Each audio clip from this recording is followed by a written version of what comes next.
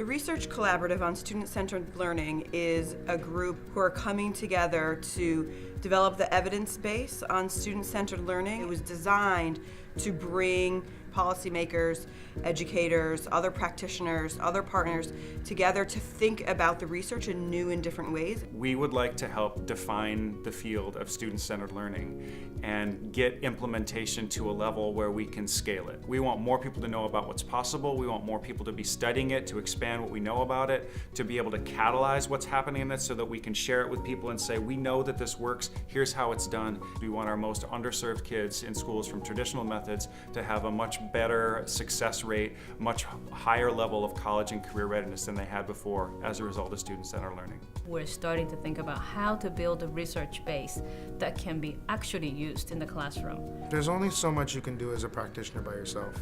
You're making decisions on the fly, like as best as you can. And there's usually 50 different options you have to choose from. So I think if you're gonna have any sort of way of hopefully making better decisions, you have to have that research as a context. We have brought together a group of 9 fellows. They are going to be embedded in each one of the research studies that we've funded through the Research Collaborative. They are also, during the course of their fellowship, helping us think about how do you think about the research, how do you disseminate the research, how do you package the research in ways that actually are usable for someone who is teaching. So we have funded 5 studies so far. They all are looking at samples of underserved students. We hope that we'll be able to say more and more about the experiences of underserved students. I always value talking to a researcher because they spend their whole time thinking about the thing. You know, they're spending all their energy researching this one topic and understanding it and like looking at it very, very deeply. And I think it's great when, you're talking about a collaborative, when people can then have a conversation. There's a huge gap between what's happening in the world of education research and what's happening with practitioners.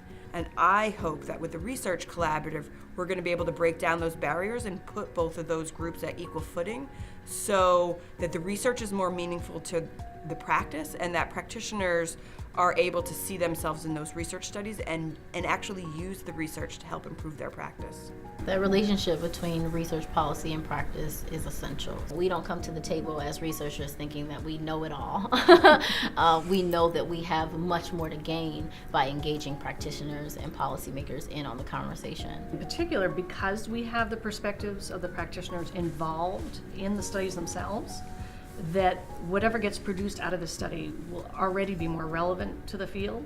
So having that reciprocal relationship with practitioners is absolutely key to not only conducting great research, but also in terms of benefiting the field in general.